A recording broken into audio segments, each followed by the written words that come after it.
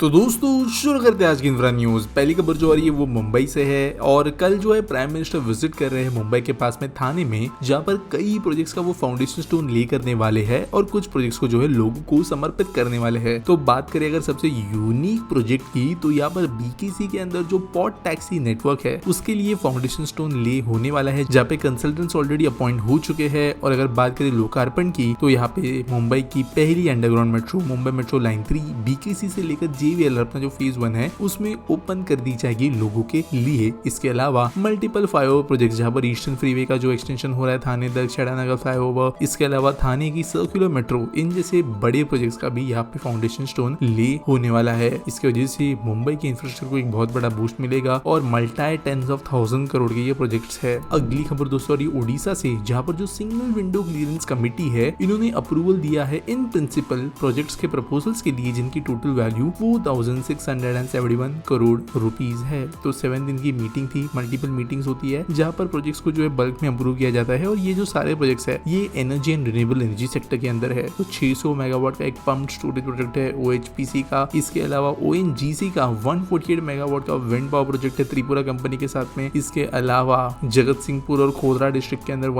इसके अलावा 1.4 मेगावाट का एक rooftop solar power project Bhubaneswar में, जिनको अप्रूवल दिया है ओडिशा ने। अगली खबर दोस्तों जो आ रही है वो है थाने मेट्रो से रिलेटेड। तो आपको जैसे मैंने पहली खबर में कहा कि पीएम के द्वारा इसका फाउंडेशन स्टोन रखा जाने वाला है और मीनवाइल इसके लिए बिड्स इनवाइट हो गए हैं to appoint a general consultant. तो यहाँ पर ये प्रोजेक्ट बनाना जो है काइंड ऑफ डिफिकल्ट होने वाला है, क्योंकि ये एक बहुत ही ज्यादा वेल डेवलप्ड और एक बहुत ही ज्यादा डेंस सिटी के अंदर से गुजर रही है और इसके लिए design, supervision, safety, quality control और कॉन्ट्रैक्ट मैनेजमेंट के पर्पस के लिए एक कंसल्टेंट अपॉइंट किया जाने वाला है, जिसके लिए बिड्स इनवाइट हो गई है। अगली खबर दोस्तों ये नागपुर से, जहां पर नागपुर मेट्रो फेज 2 के इलेक्ट्रिफिकेशन का कॉन्ट्रैक्ट केसी एंड बीएनसी इन कंपनीज को दिया गया है। तो ये एज लोएस्ट बिडर डिक्लेयर हुई है। 43.8 किलोमीटर की नागपुर मेट्रो की फेज 2 है। 205 करोड़ का ये पैकेज है, जिसके अंतर्गत ओवरहेड केबल्स जो यहाँ पे सबस्टेशन वगैरह होता है उनको बनाने का काम किया जाएगा। अगली खबर दोस्तों तो लखनऊ मेट्रो के फेज 2 से, जहां पर जियो टेक्निकल कॉन्ट्रैक्ट के लिए 11 बिडर्स सामने आए हैं। तो दोस्तों 11.165 किलोमीटर के लेंथ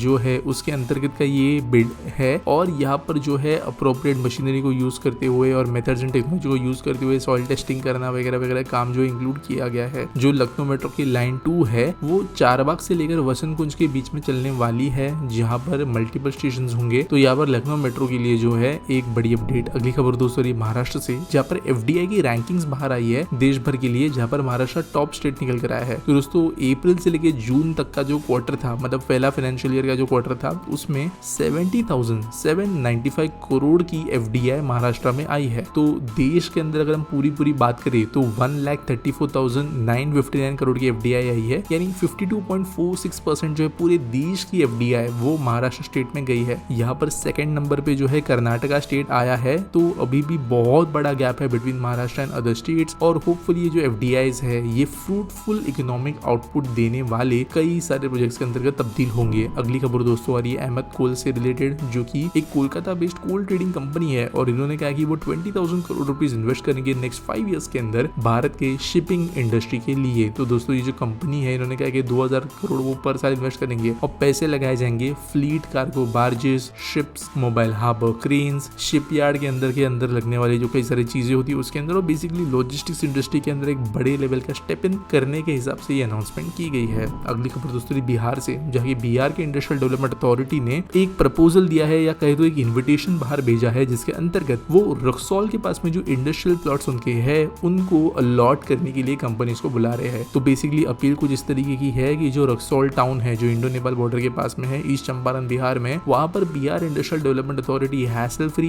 क्विक और ट्रांसपेरेंट तरीके से इंडस्ट्रीज को प्लॉट्स देगी अपने इंडस्ट्री सेटअप करने के लिए। तो इसके वजह से इंडस्ट्रीज को एक काइंड ऑफ अपील की जा रही है कि वो आए, इन्वेस्ट करे। तो यहाँ पे देखने को मिलेगा बाद में बिहार किस तरीके से की चीजें करता है। वैसे बिहार को इसकी जरूरत भी बहुत है। अगली खबर दोस्तों जो आ रही है भोपाल एयरपोर्ट से। तो दोस्तों भोपाल एयरपोर्ट का जो राजा भोज इंटरनेशनल एयरपोर्ट है वहाँ पे रात को फ्लाइट्स नहीं चलती थी कुछ समय पहले तक, लेकिन अब अनाउंस कर दिया गया है कि 24 घंटे फ्लाइट ऑपरेशन अब भोपाल से शुरू होगी। जो नेसेसरी इक्विपमेंट थी, स्टाफिंग थी, जो भी नेसेसरी चीजों की जरूरत पड़ती है ओवरनाइट एंड 24 ऑपरेशन के लिए, वो भोपाल में कर दी गई है। और एयरपोर्ट अथॉरिटी विंडा ने स्टेटमेंट रिलीज किया है कि राउंड द क्लॉक ऑपरेशन अब भोपाल एयरपोर्ट पे हो पाएंगे और इसकी वजह से मल्टीपल फ्लाइट्स भी बढ़ सकेगी। आज के आस्क पीटी सवाल के बारे में बात करें तो लोकेश यादव पूछते हैं what is the update on India's upcoming mega cities GIFT, Dholera and Amaravati. Seldomly we do get to hear about some update about GIFT city, but what about other two. तो देखो यार, देखो मैंने मल्टीपल टाइम से पहले भी कहा है, अभी भी कहता हूँ, जो ये बड़े बड़े स्मार्ट सिटी प्रोजेक्ट होते हैं ना, यहाँ पे गवर्नमेंट कुछ ज्यादा कंस्ट्रक्शन या सिटी बनाने का काम नहीं करती।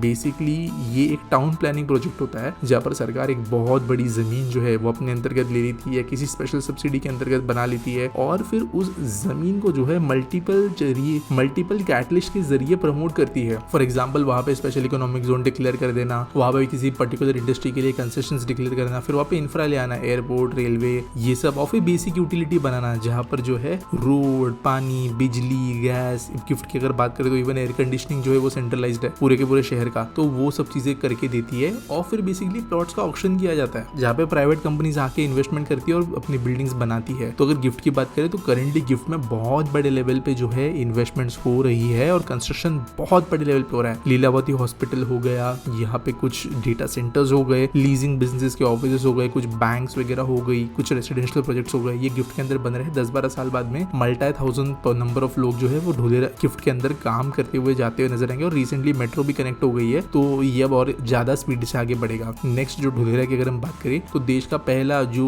चिप है सेमीकंडक्टर स्टोरेज प्लांट माइक्रोन का, वो ढोलेरा में ऑलरेडी बन रहा है। टाटा इलेक्ट्रॉनिक्स का प्लांट बन रहा है, तो ये भी एक प्रॉपर इंडस्ट्रियल टाउन है ढोलेरा का। तो ये फोकस के सबसे काम यहाँ पे होना शुरू हो गया है। साथ साथ ढोलेरा का इंटरनेशनल एयरपोर्ट के लिए भी बिड्स निकाली गई है। ढोलेरा का एक्सप्रेस वे बन रहा है अहमदाबाद से कनेक्ट करने वाला, तो ढोलेरा में भी काम चल रहा है। अमरावती की बात करें तो देखो 5-5.5 साल जो है वो प्रोजेक्ट बंद कर दिया गया था प्रीवियस गवर्नमेंट के द्वारा। तो अभी जो अपडेट है अमरावती का वो ऐसा है कि जो स्टेट गवर्नमेंट है वो वर्ल्ड बैंक के साथ में फिलहाल मीटिंग्स ले रही है ताकि फंड्स जुटा सके वो फिर से सिटी को रिवाइव करने के लिए, और जो कुछ यूटिलिटी बेस्ड वर्क्स थे उनके लिए फिर से अब काम शुरू हो गया है। सिटी बनाने का जो प्रोजेक्ट होता है वो 8-10 साल का नहीं होता है, वो 30-40 साल का प्रोजेक्ट होता है। आप नोएडा को ले लीजिए, गुड़गांव को ले लीजिए, नवी मुंबई को ले लीजिए, पहले 10-15 साल जो है कोई शहर ऐसे ही लगता है फ्लेल प्रोजेक्ट है, बाद में वो स्पीड जब पकड़ना शुरू करता है तब वो इंसेन लेवल पे स्पीड पकड़ना शुरू करता है। तो ये समझने की जरूरत है जब हम बात करें न्यू सिटी प्रोजेक्ट्स के बारे में। उम्मीद करता हूं आपको सवाल का जवाब मिल गया होगा। आपके पास कोई सवाल है आप कमेंट सेक्शन मुझे पूछ सकते हो। मिलेंगे अगले वीडियो में।